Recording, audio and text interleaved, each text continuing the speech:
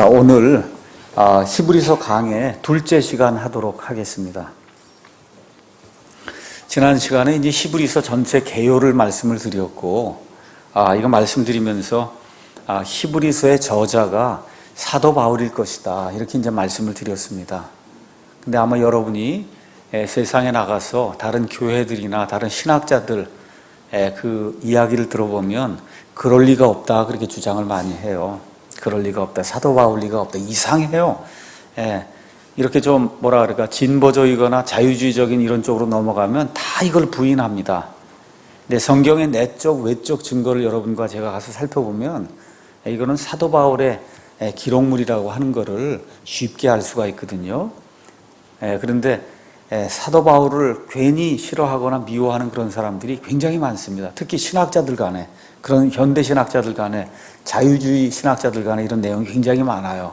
그래서 오늘은 잠깐 히브리서 강의 1장 1절부터 들어가기 전에 히브리서가 사도 바울이 기록했다는 것을 증명해주는 그런 사실들을 여러분에게 몇 가지 말씀을 드리고, 우리 여기저기 킹제임 성경에 가서 보면 정확하게 히브리 사람들에게 보내는 사도 바울의 서신, 그렇게 제목이 그렇게 기록이 되어 있거든요.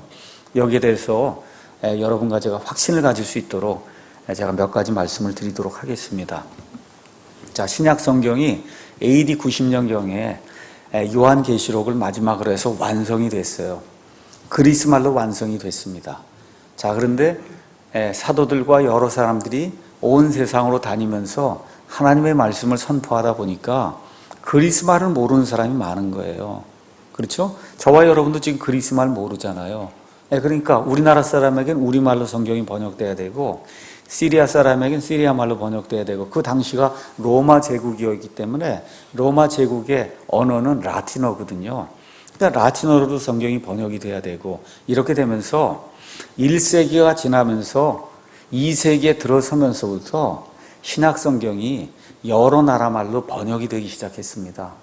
그래서 초기에, 2세기 초기에 나온 여러 역본들이 있는데, 특별히 시리아에서 만들어진 페시타라고 하는 그런 역본이 있었고, 그 다음에 천주교에서 나중에 만든 제롬의 라틴 벌게이트, 우리나라 말로는 보통 불가타라고 얘기하는데, 그 라틴 성경이 만들어지기 전에 구 라틴 성경이라고 하는 것이 역본으로 이제 존재했습니다. 그래서 이 시리아의 페시타 역본이라든지 구 라틴 역본, 한 2세기 초반에 만들어진 거거든요. 이런 데 가서 보면 사도 바울이 기록자라고 하는 그런 사실이 이미 그 안에 명백히 기록이 되어 있습니다. 그러니까 사도 바울의 서신서가 만들어지고 나서 한 50년쯤 지나서 역본이 나온 거거든요. 그러면 사도 바울을 본 사람도 그 안에 있잖아요. 그렇잖아요. 이런 사람들이 살던 시대에 지금 여기 사도 바울이 기록해 놨다고 하는 게 이게 거짓말이라 그러면 그걸 누가 믿겠어요? 그렇죠? 그래서 이미 2세기 초반에 그런 역본들 안에 이 히브리서가 사도 바울의 기록이라고 하는 그런 사실이 그 안에 이제 언급이 돼 있다. 그래서 교회 역사를 가서 보시면 이 교회, 우리가 보통 교회라고 이야기할 때 세상에 밖으로 드러난 그런 교회라고 이제 이해하시면 됩니다. 그래서 세상에 밖으로 나타난 교회는 서방교회가 있고 동방교회가 있어요. 그래서 로마 제국이 이렇게 있을 때 로마를 중심으로 해서 이루어진 그와 같은 밖으로 드러난 제도권의 그 교회를 서방교회라고 이야기하고, 그 다음에 로마에서 수도를 어디로 옮겼냐, 지금의 이스탄불, 옛날에는 콘스탄티노플이라고 하는 대로 콘스탄틴 대제가 수도를 옮겼어요. 그 동쪽으로 옮긴 거예요. 그래서 그 콘스탄티노플을 중심으로 해서 이루어진 제도권 교회를 동방교회라고 이야기를 해요. 동방교회. 그래서 이 동방의 모든 교회들, 또 그 다음에 또 어디가 또 하나가 있냐 하면 이집트가 있죠. 이집트, 이스라엘 이렇게 있을 때 이스라엘 밑에 이집트가 있는데, 이집트에 유명했던 그런 그 학문의 도시가 있어요. 그거 어디냐 하면 알렉산드리아예요. 물론 거기서 이단자들이 많이 나오고 배교자들이 굉장히 많이 나왔습니다. 성경에 대한 그와 같은 그 잘못된 그런 사본들도 알렉산드리아에서 많이 나왔는데, 하여튼 어쨌든 알렉산드리아에 있던 소위 교회의 아버지라고 불리는 클레멘트라든지 하는 그런 교부들 역시 이것은 사도 바울의 기록이다, 그렇게 이제 증언을 해주고 있고, 그 다음에 로마를 중심으로 했던 서방 교회에서는 처음에는 히브리서뿐만 아니라 베드로후서, 요한 2서, 3서 이런 것도 신약성경 27권 안에 드는 정경이 아니라고 주장하는 그와 같은 의견이 자그마치 350년 동안 지속이 됐어요. 그래서 나중에 이제 이 400년쯤 되는 그 시점에 카르타고 공회에서 모든 사람들이 동의하게 이제 되면서 성경이 이제 신약이 27권의 정경으로 돼 있다. 하나님이 이미 정하셨지만 사람들이 거기에 동의에 이르는 그러한 결과가 이제 생기게 됐거든요. 그래서 그 전까지는 히브리서가 정경이냐 아니냐 지금 그걸 논하는 판국에 사도 바울이 저자냐 아니냐 이런 걸 논할 그런 의미가 없었거든요. 근데 350년 이후부터 이게 이제 정경이 27권으로 이제 정착이 되면서 자연스럽게 서방에 있는 그런 교회들 사이에서도 이건 누가 읽어봐도 히브리서는 사도 바울의 기록물이다 이렇게 하는 것을 인정을 하게 됐습니다. 자, 이거는 이제 성경 외적인 증거고 성경의 내부적인 그러한 증거가 또 들어 있습니다. 여러분이 히브리서 13장 23절에 이제 가서 보시면 이렇게 이제 기록이 되어 있습니다. 23절. 너희는 우리 형제 디모데가 풀려난 것을 알라. 그가 곧 오면 내가 그와 함께 너희를 보리라. 디모데가 어디에 갇혀 있다가 놓여놨다는 거예요. 근데 그 디모데가 자기에게 온다는 거죠. 그렇죠? 그러면 내가 그와 함께 너희 히브리 성도들을 보겠다. 이런 이야기가 이제 나와 있습니다. 그래서 보니까 디모데의 동료다라고 한 사실을 알 수가 있고 히브리서 13장 18절에서 19절 그 다음에 10장 34절에 가서 보시면 이 히브리서를 기록한 사람이 지금 옥중에 갇혀 있다고 하는 그런 사실을 알 수가 있습니다. 그러니까 옥 안에 지금 갇혀 있구나. 감옥에 갇혀 있구나. 근데 어디에 갇혀 있느냐? 히브리서 13장 24절 가서 보니까 너희를 다스리는 모든 자들과 모든 성도들에게 문안하라. 이탈리아 출신의 사람들이 너희에게 문안하노라. 지금 이 사람이 어디 갇혀 있는데 그게 어디냐? 이탈리아라는 거예요. 그래서 자기에게 찾아오거나 하는 그런 사람들이 이탈리아 사람들이라는 거예요. 무슨 얘기인지 아시죠? 로마가 어디에 있어요? 이탈리아에 있는 거 아시죠? 그래서 맨 마지막에 여러분이 아시는 것처럼 사도 바울이 2번 로마에 이제 투옥이 됩니다. 그래서 이 서신 자체 내부의 그런 그 증거들을 이렇게 살펴보면 지금 어느 누군가가 로마에 지금 감옥에 갇혀서 그래서 지금 이 서신을 히브리 사람들에게 지금 기록하고 있구나 이런 내용을 알 수가 있고 그 로마에 갇혀있는 그 기록자에게 디모데라고 한 사람이 풀려나서 그를 방문하고 그렇게 되면 이 사람과 디모데가 히브리 성도들을 만나려고 하는구나 이런 내용들을 우리가 이제 알 수가 있습니다. 그래서 이런 내용이 특별히 여러분이 빌립보서 2장에 가서 보시면 정확하게 이제 잘 나와 있습니다. 빌립보서 2장 가서 보시면 빌립보서 옥중 서신이에요. 옥에 갇혀서 로마의 감옥에 갇혀서 지금 사도 바울이 기록해 놓은 그런 말씀입니다. 여기 2장 19절 이렇게 가서 보면 그러나 내가 곧 디모데를 너희에게 보내기를 주 예수님 안에서 바람은 너희 형편을 알게 되어 나도 좋은 위로를 받으려 함이니 같은 마음으로 너희 형편을 자발적으로 돌아볼 자가 내게 아무도 없느니라. 지금 사도 바울이 많은 사람들을 가르치고 많은 제자들을 만들었는데 디모데 외에는 맨 마지막 순간에 자기와 함께 해줄 사람이 없다. 이 옥에 갇혀있는 나를 도와줄 사람이 없다. 그 얘기하잖아요. 지금 히브리서하고 이렇게 딱 두 개가 맞죠? 그렇죠? 이런 내용들을 이렇게 이제 보면서 히브리서를 보면 이 히브리서를 기록한 사람이 유대인 중에 유대인이요. 유대인들의 모든 그런 관례와 규례와 풍습과 역사와 이런 것에 아주 정통한 사람이라고 하는 걸 저와 여러분이 알 수가 있고 또 이제 히브리서를 보면은 히브리 시스템, 유대교의 시스템이 아무리 좋아도 신약 성경에 나타난 그 예수 그리스도의 우월하심과 그 뛰어나심 이거하고 비교하면 아무것도 아니다. 그게 지금 내용의 핵심이거든요. 그래서 여러분이 같은 그 빌립보서 3장 가서 보시면 사도 바울이 지금 얘기하는 거 맥락이 똑같아요. 내가 유대인 중에 유대인이요, 히브리 사람 중에 히브리 사람이요, 이 할례를 8회째 만에 받았고, 그렇죠? 그래서 이 유대인들의 종교에 심취해 갖고 내가 정말 이 예수님 믿는 자들을 핍박하는 자리에 이르기까지 열심을 다해서 유대교를 옹호하고 내가 그러던 사람이다. 근데 내가 예수님을 안 이후로 이 모든 것을 배설물과 같이 여겼다. 그렇죠? 그러니까 아시겠죠? 이 히브리 사람 중에 히브리 사람인데 유대교라고 하는 걸 하늘같이 여기던 그런 사람인데 예수님을 만나고 보니까 이거 히브리 사람들이 가지고 있던 히브리 체계, 유대교의 이런 체계가 예수님 아니면 기독교라고 하는 거 비교해 보면 그건 아예 그냥 하늘과 땅 차이다. 이런 내용이 사도 바울의 서신서 안에 누누이 언급이 나오고 있거든요. 이런 걸 가장 잘 정리할 수 있는 사람은 성경 전체를 통해서 볼 때 사도 바울뿐이 없다. 이런 것들을 누구나 이제 알 수 있는 그런 사실입니다. 그래서 여러분이 주석서 중에 유명한 매튜 헨리 주석이라든가 아니면 반즈, 엘버트 반즈라고 하는 사람이 쓴 주석이 가장 유명한 그런 주석이에요. 그런 주석서를 가서 보시면 정확하게 사도 바울이 이걸 기록했다. 어쩔 수 없어요. 내적 외적 증거가 이건 사도 바울이 기록했다고 이렇게 이제 증언을 하고 있습니다. 그래서 그러면 마지막으로 왜 그러면 이거를 이름을 기록하지 않았냐? 이름을 그 기록하지 않은 이유가 여러 가지가 있을 수 있어요. 정확히는 모르지만 누구에게 보내는 거냐면 이건 유대인들에게 보내는 거거든요. 그렇죠? 근데 유대인들에게는 사도 바울이 아주 가장 미움을 받는 그런 존재예요. 그렇죠? 온 세상에 다니면서 할례 그런 거 받지 않아도 믿음으로 이렇게 된다. 이걸 지금 선포하고 돌아다니니 유대인들의 입장에서는 이거 완전히 전염병 같은 사람, 이거 몹쓸 자거든요. 근데 여기다가 사도 바울이 기독했다. 이렇게 써놓으면은 히브리 사람들이 이걸 좀 보고 바꾸려고 해. 이거 내가 좀 어떻게 기독교로 개종을 해서 정말 예수 그리스도를 믿어야 되겠다. 시작하는데 처음 시작할 때 예를 들어 빌립보서처럼 예수 그리스도의 종 바울과 디모데는 빌립보에서 그리스도 예수님 안에 있는 모든 성도들과 또 감독들에게 편지하노니 이렇게 시작을 해놓으면 뒤에 읽기도 전에 히브리 사람 갖다 버린다는 거죠.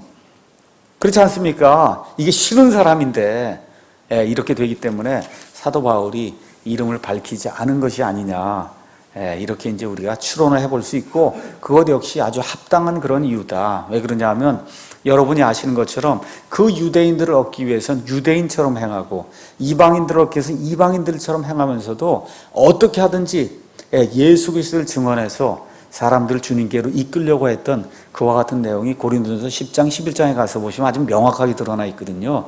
그러니까 괜히 여기다 사도 바울이라는 이름을 적어서 유대인들에게 거침돌이 되게 할 필요가 전혀 없다는 거죠. 그렇죠? 오히려 무명으로 해서 그래서 이 유대교 시스템과 기독교 시스템을 이렇게 비교해 볼 때 이거는 잽이 안 되는 거다. 이거를 오히려 잘 설명을 해주는 것이 유대인들 가운데서 그리스도인을 얻을 수 있는 확실한 방법이기 때문에 이름을 적지 않은 것이 아니냐, 이제 우리가 이제 그렇게 생각을 해볼 수가 있습니다.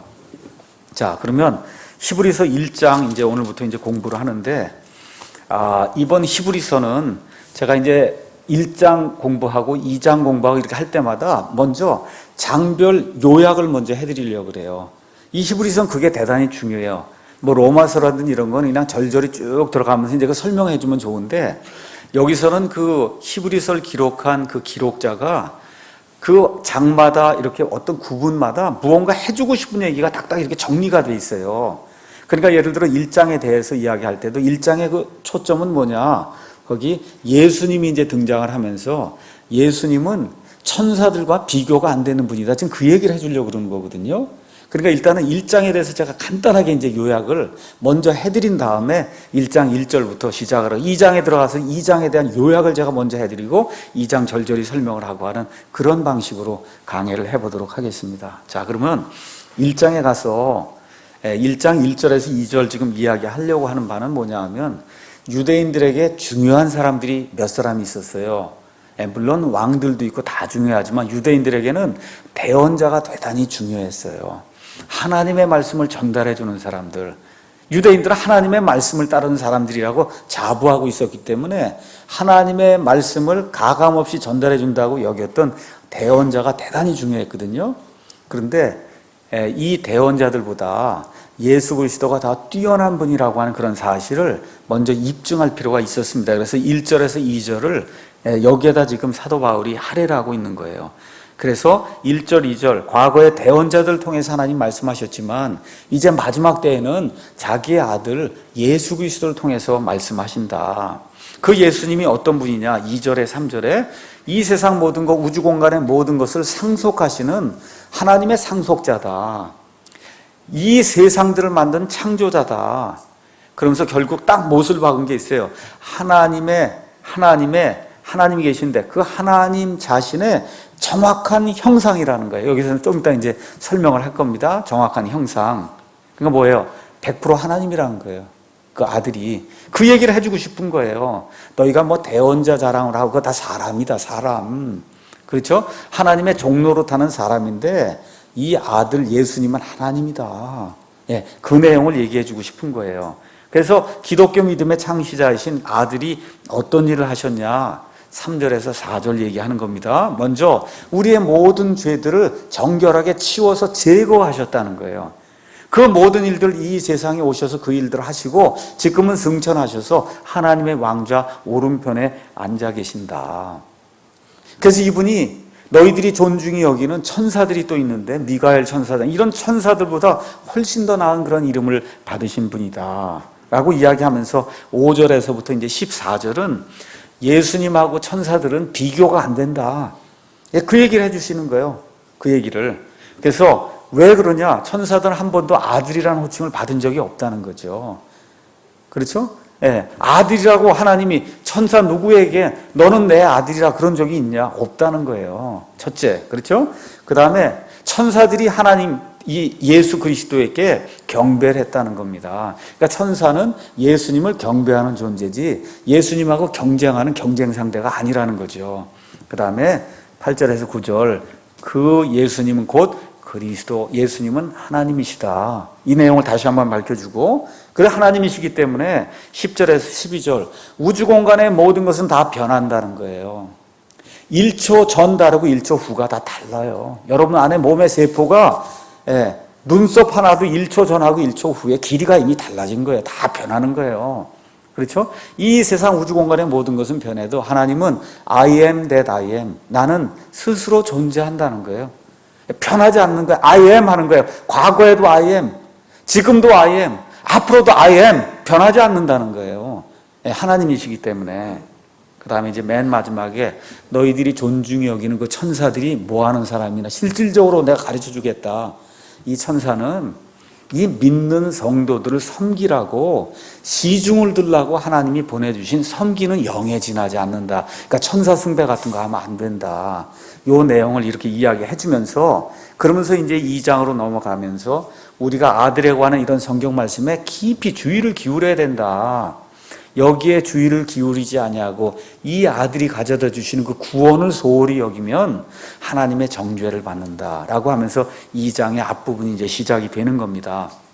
자, 전체적인 내용을 이제 제가 잠깐 말씀을 드렸고 이제부터 1절부터 오늘 3절에 있는 말씀만 가지고 여러분에게 강해를 하겠어요.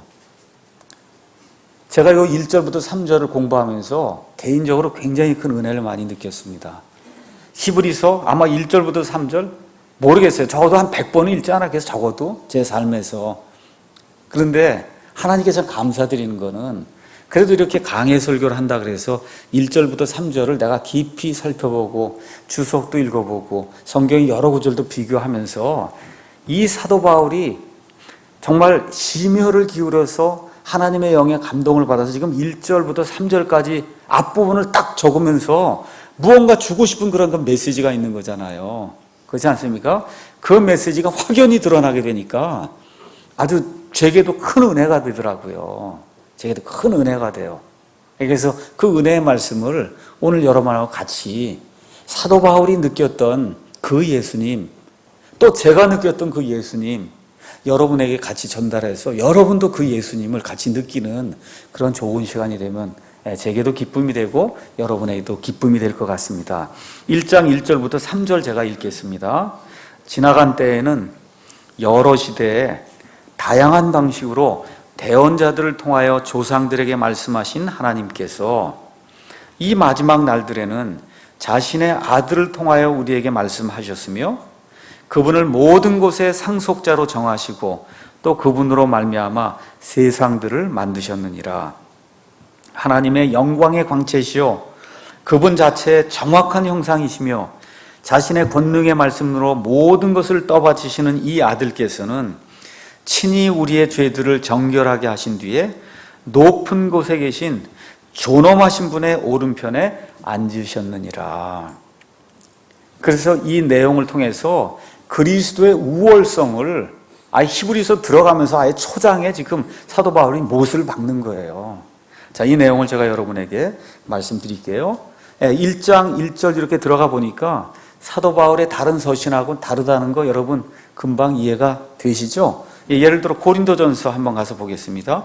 고린도전서 1장 거기 가서 보시면은 사도 바울이 보통 보내는 그런 서신의 형식이 어떻게 되어 있냐? 하나님의 뜻으로 말미암아 예수 그리스도의 사도로 부르심을 받은 바울과 우리 형제 소스데네는 고린도에 있는 하나님의 교회 곧 그리스도 예수님 안에서 거룩히 구별되고 성도로 부르심을 받은 자들과 또 각처에서 예수 그리스도 우리 주 곧 그들과 우리의 주 되신 분의 이름을 부르는 모든 자들에게 편지하노니 하나님 우리 아버지와 주 예수 그리스도로부터 은혜와 평강이 너희에게 있기를 원하노라. 고린도전서, 고린도후서, 그렇죠? 갈라디아서, 에베소서, 빌립보서, 골로새서 여러분이 가서 보시면 사도 바울의 서신이 거의 다 그런 형태로 기록이 돼요. 일단은 저자가 누구라는 걸 밝히고 있어요. 이 편지를 누가 기록했냐? 사도 바울이 기록했다는 거예요. 그 다음에 가서 보시면 이 편지를 받는 대상이 나와 있어요. 고린도에 있는 성도, 빌립보에 있는 교회, 골로새에 있는 교회 이렇게 해서 이 편지를 받는 대상이 누군가가 분명하게 나와 있습니다. 그렇죠? 그 다음에 꼭 무엇을 언급하냐 하면 하나님 우리 아버지와 주 예수 그리스도로부터 은혜와 긍휼이 너희에게 있기를 원하노라. 그게 사도 바울의 서신에서는 다른 데서는 빠지질 않아요. 거의 똑같이 그런 식으로 이제 나오는데 여기 지금 히브리서에 들어가니까 아예 그런 얘기가 삭제가 되어 있잖아요. 그렇죠? 그런 얘기가 삭제가 되어 있어. 왜 그러냐? 지금 여기 히브리서를 받는 사람들은 이미 하나님이 어떤 분이시고, 그렇죠? 그래서 이 하나님에 대한 그런 지식이 확실히 있는 그런 사람들이고, 또 더구나 아까 제가 말씀드린 대로 사도 바울이라는 그런 이름을 여기서 이제 언급을 해버리면 오히려 히브리 사람들의 경우 반발을 할 것과 같은 가능성이 크기 때문에 아예 그렇게 시작을 하지 않고 하나님이 어떤 분이시고 그 다음에 예수님이 어떤 분이신가 이 내용을 설명하는 것으로 이제 시작이 이제 되고 있습니다. 자, 거기 가서 보니까 지나간 때가 있다는 거예요. 지나간 때. 그렇죠? 그게 무슨 얘기예요? 이게 히브리서가 기록되기 전에는 지나간 때라는 거예요. 특히 예수 그리스도가 오기 전에 지나간 때가 있다는 거예요. 그리고 지금은 마지막 날들이 있다. 지금 그렇게 얘기하는 겁니다. 지나간 때, 마지막 날들. 2절 가서 보면 마지막 날들. 그러니까 대비가 되고 있어요. 예수님 오시기 전에 그가 한 때를 지나간 때라고 얘기하고 예수님과 함께 더불어 시작이 된 때를 마지막 때라. 지금 그렇게 이야기를 하고 있습니다. 맞죠? 또 이거를 그냥 쉽게 구분하면 구약시대, 예수님 십자가 사건 전까지 이 구약시대와 예수님 십자가 사건 이후의 신약시대. 그러니까 구약시대에는 하나님께서 누구를 통해 말씀하셨어요? 대언자들을 통해서 말씀했어요. 이 세상에 존재하던 사람들을 통해서 말씀하셨고 신약시대가 시작이 되면서 그 이후로는 하나님이 직접 자기 아들을 통해서 말씀하신다. 그 얘기를 지금 하고 있는 겁니다.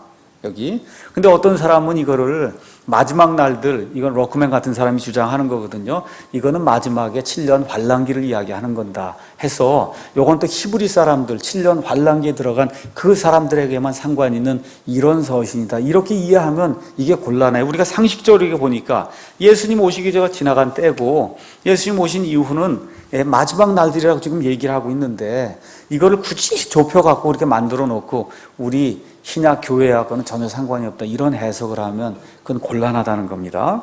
그래서 여기 말씀 그대로 믿으면 예수 그리스도의 초림 이후는 성경이 마지막 날들이다 그렇게 이야기하고 있는 거를 저와 여러분이 기억을 하시면 좋겠습니다. 그럼 예수님 초림 이후에 지금 약 2000년이 지났잖아요. 우리 사람의 입장은 대단히 길지만 하나님의 입장에서는 하루가 1000년 같은 하나님 입장 이제 이틀 지난 거예요. 이제 이틀 지난 겁니다. 이해하시겠죠? 그래서 하나님의 관점에서 보시면 별로 시간이 많이 지난 것이 아니다. 자, 그래서 마지막 날도 이런 것들이 나왔으니까 성경을 우리가 시대적으로 좀 구분해서 이제 봐야 되는데 그런 것을 어떤 사람은 지금 이 성경 전체가 7개의 시대 아니면 세대로 구분이 된다. 아니면 경륜으로 구분이 된다. 이렇게 얘기하는 사람도 있고 아니다. 그냥 구약시대하고 신약시대 2개로 구분이 된다. 여러분 구약과 신약이 구분되는 건 이해하시죠? 그러니까 여러분과 제가 지금 돼지고기 먹는 거 다 이해하시죠? 예, 맞죠? 예, 두 개 그냥 짧게 보면 그냥 두 개. 신약과 구약이 있다. 이걸 조금 더 나누면 율법을 중심으로 해서 나누면 율법 시대가 있어요. 율법은 누구와 함께 시작이 된 거예요? 모세와 함께 시작이 된 거예요. 모세가 예수님 오시기 약 1500년 전 사람이에요. 맞습니까? 그러니까 모세로부터 시작해서 예수님까지 1500년 동안 기간이 있었어요. 이 기간은 우리가 율법 시대라고 얘기하고, 예수님 십자가 사건이 끝난 이후부터 율법 시대가 마감이 되고, 쉽게 얘기하면 율법 이후 시대가 생긴 거예요. 그걸 우리가 신약 시대다 그렇게 얘기하면 됩니다. 그리고 이 율법이 주어지기 전에, 그러면 구약 시대가 총 4000년이면 1500년 동안이 율법 시대면 나머지 2500년이 남죠. 아담부터 시작해서 율법이 주어질 때까지 약 2500년은 간단하게 얘기하면 율법 이전 시대다. 우리가 그렇게 이야기할 수 있어요. 그것도 또 조금 더 나누면은, 그렇죠? 예, 그럼 아브라함 이전으로 나눌 수도 있고, 그렇죠? 노아의 홍수 이전으로 나눌 수 있고, 바벨 사건 그 전으로도 나눌 수 있고, 조금 더 자세하게 구분하면, 그런 식으로 나누면 시대, 세대, 아니면 하나님의 경영 통치 방식이 6개, 7개 이렇게 나누어진다. 우리가 그렇게 이해할 수가 있고, 둘로만 크게 나누면 신약과 구약 시대로 이해하시면 되고, 율법을 중심으로 나누면 되게 율법 이전 시대, 그렇죠? 율법 시대, 율법 이후 시대 이렇게 이제 나눌 수가 있다. 그래서 여기 지금 나와 있는 마지막 날들이라고 하는 건 율법 이후 시대를 이야기하고, 그 이전의 시대는 율법 이전 시대가 있고 또 뭐가 있어요? 율법 시대가 있고, 이렇게 해서 시간적으로 구분했을 때 대략 한 4000년이 지나간 때예요. 지나간 때. 그리고 예수님 십자가 사건 이후부터 지금까지 지금 한 2000년, 이게 지금 마지막 날들이다. 이렇게 이해하시고 이 말씀을 읽으시면 이제 되겠습니다. 근데 이 구약 시대에는 하나님이 여러 시대가 여럿이 있었단 말이에요. 아담과 이브만 존재하던 시대가 있고, 그렇죠? 노아의 홍수가 일어나기 전까지 온 세상의 모든 민족이 함께 살던 그런 시대가 있고, 그러고 나서 그 8명이 이 세상에 나와서 민족들을 흩트려 갖고, 그래서 바벨탑에 모여 살던 그런 시대가 있고, 안 되겠다 해서 하나님이 그 모든 민족들 온 세상을 흩어버려 갖고 세상으로 사람들이 나눠진 그런 시대가 있고, 그렇죠? 시대가 여러 개가 있다는 거예요. 이 구약 시대. 그 구약 시대 여러 시대에 하나님이 다양한 방식으로 대언자들을 통해 말씀하셨다. 지금 성경이 그렇게 이야기하고 있습니다. 다양한 방식. 여러분이 창세기 16장 16절하고 창세기 17장 1절 이런 데 가서 보시면 하나님께서 아브라함에게 씨를 주시겠다고 말씀하시고, 이 아브라함이 이해가 안 되니까 자기의 여종 하갈을 취해서 이스마엘을 낳아요.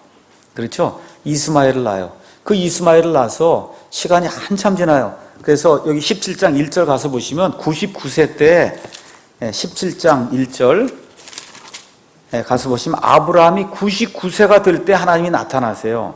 근데 16절 바로 위에 있는 거 가서 보니까 하갈이 아브라함에게 이스마엘을 낳았을 때 아브라함은 86세더라. 하나님이 그 일을 기뻐하지 않아서 아브라함이 86세부터 아브라함이 99세가 될 때까지 하나님이 다시 안 나타나셨다고. 이해하시겠죠? 그러니까 하나님이 나타나셔서 말씀하시다가 또 하나님을 기쁘게 하지 않는 그런 일들이 발생하면 하나님이 아무 얘기도 안 하시고 조용히 13년 있다가 99세가 되니까 하나님이 또 나타나시는 거예요. 그렇죠? 이런 방식으로 얘기할 때가 있고, 사사기 같은 데 이제 가서 보시면은, 사사기 재판관들의 시대에 가서 보시면 몇십 년 동안 말을 듣지 않아요. 이방 민족들의 하나님 이스라엘 백성을 팔아요. 그럼 몇십 년 동안 하나님이 아무 말씀도 안 해요.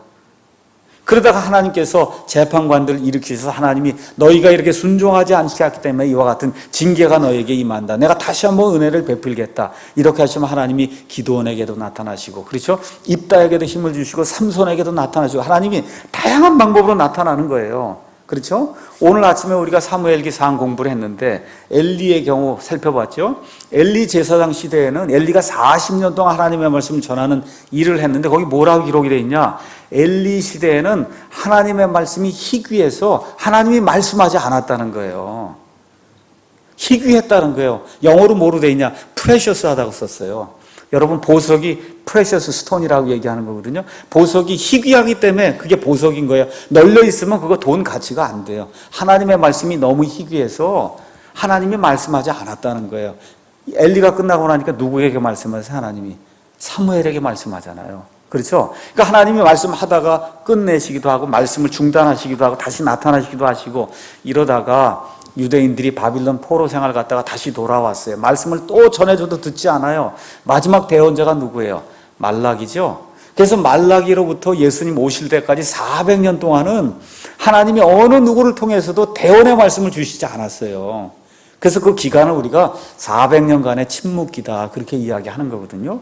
그러니까 이런 것들 가만히 보시고 또 여러분이 하나님이 주시는 그 메시지를 가서 보면 사사기 6장 11절 이런 데 가서 보시면 기드온에게 하나님이 나타나세요. 누구를 통해서? 한 천사를 통해서. 또 창세기 32장 가서 보시면 야곱에게 하나님의 천사들의 무리가 나타나는 게 보여요.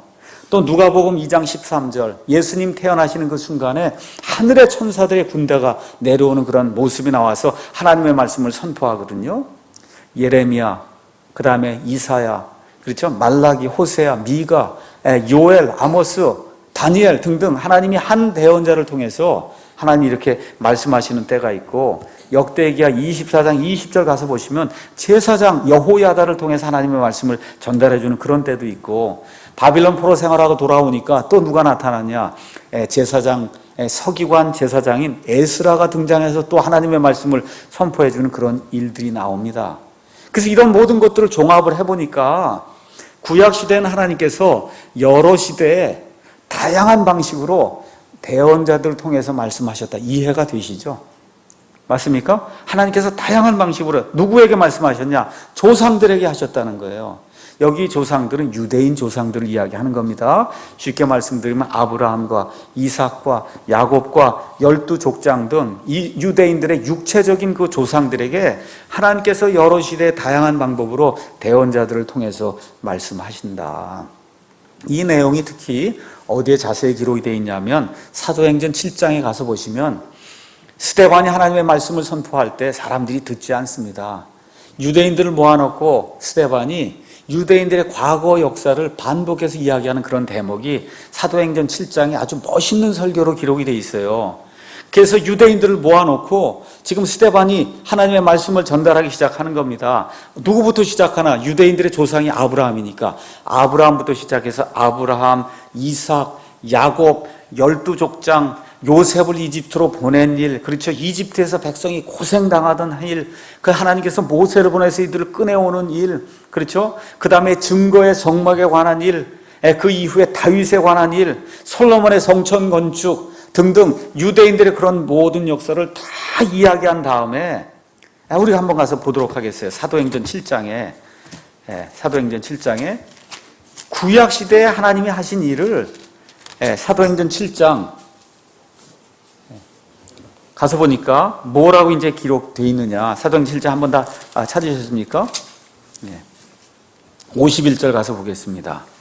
목이 뻣뻣하고 마음과 귀에 할례받지 않은 자들아 너희가 항상 하나님 성령님을 거역하되 너희 조상들이 행한 것 같이 너희도 그렇게 행하는도다. 대언자들 중에서 너희 조상들이 핍박하지 아니한 자가 누구였느냐. 그럼 무슨 얘기예요? 구약시대에는 하나님이 대언자들 통해서 얘기했다는 거예요. 그 대언자들 얘기하는 거를 그걸 거부한 거를 성령님을 거역했다.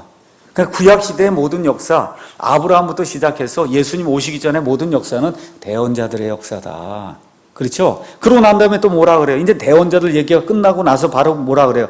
그들은 그 의로우신 분의 오심을 미리 보여준 자들을 죽였고 이제 너희는 그분을 배반하여 넘긴 자의 살인한 자가 되었나니. 그렇죠? 그러니까 또 뭘 비교하는 거예요? 예수님 이전엔 대언자들, 그 다음엔 예수님. 이 두 개를 지금 이야기하는 거예요. 사도 바울하고 내용이 지금 똑같은 거예요. 스데반도.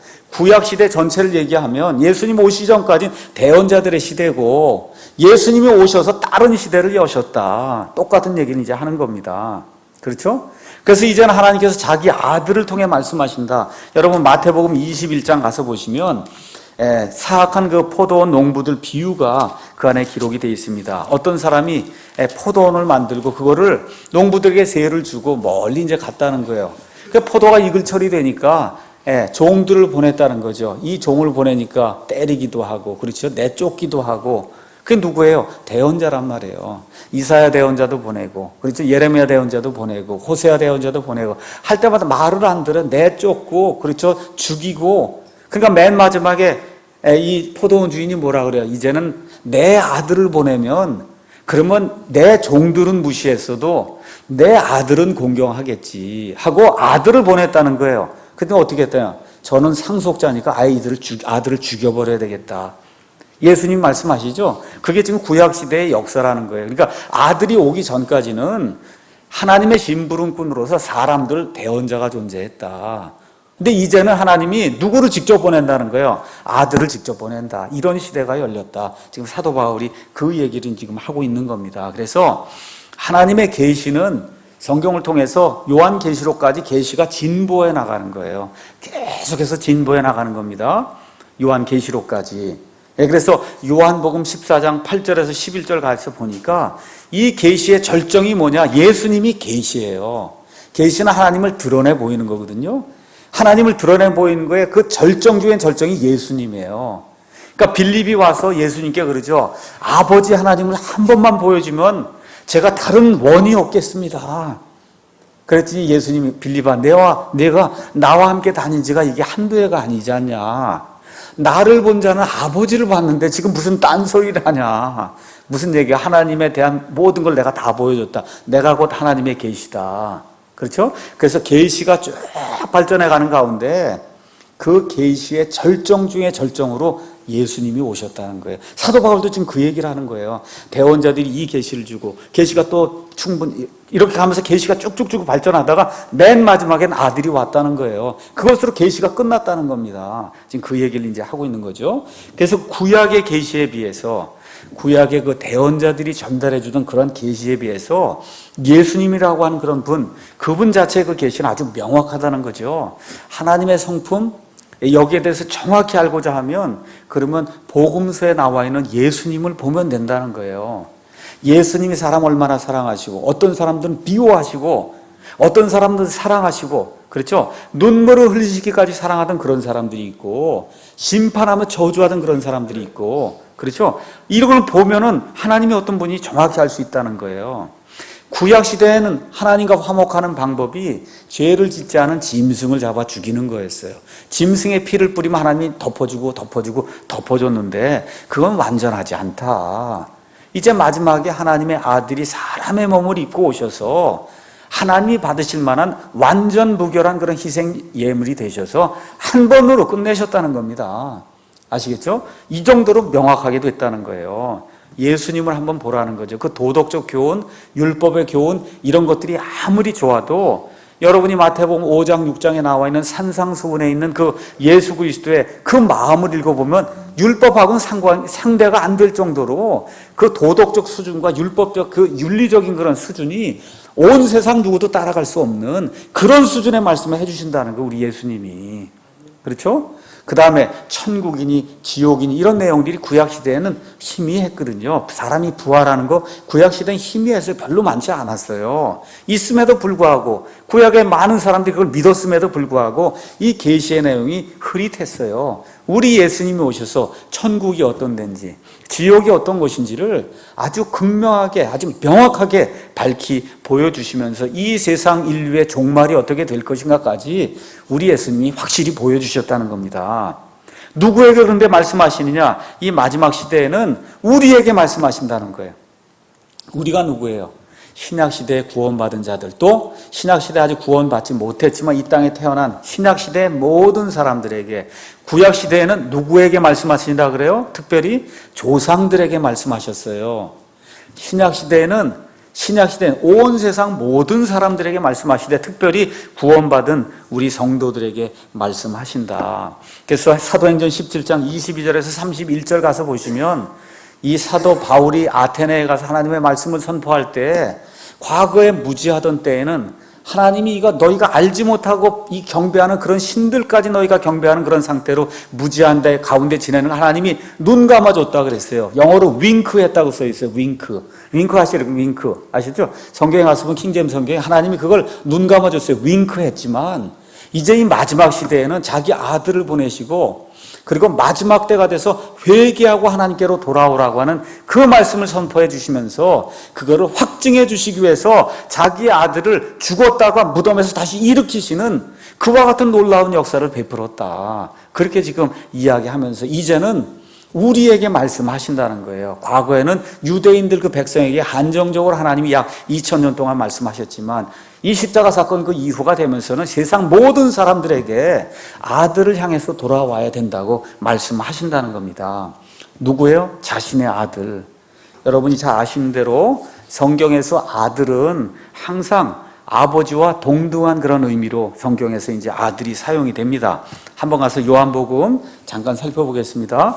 요한복음 5장에 가서 보니까 예수님께서 뭐라고 이제 유대인들에게 말씀하시냐면 5장에 17절 가서 보시면 그러나 예수님께서 그들에게 응답하시되 내 아버지께서 지금까지 일하시니 나도 일한다. 하늘에 있는 저 하나님을 내 아버지라 그랬단 말이에요. 그랬더니 18절에 유대인들이 이런 이유로 더욱더 그분을 죽이려 하니라. 예수님을 죽이려고 그래서 왜 그래요? 이는 그분께서 안식일을 어길 뿐 아니라 하나님이 자기 아버지라고 말하여 자기를 하나님과 동등하게 만드셨기 때문이다. 누구에 가서 나는 누구의 아들이요? 그 얘기하면 나는 그 아버지하고 동등한 사람입니다. 그런 뜻이에요. 유대인들의 이 관례를 통해서는. 그러니까 지금 사도 바울이 관례를 알고 있으니까 그렇죠? 아버지께서 이제는 누구를 통해 말씀하세요? 아들을 통해 말씀하시죠. 그게 무슨 얘기야? 아들이 얘기하는 게 아버지 하나님이 얘기하는 거가 똑같다는 거예요. 그 얘기를 지금 전달해주고 싶어 하는 겁니다.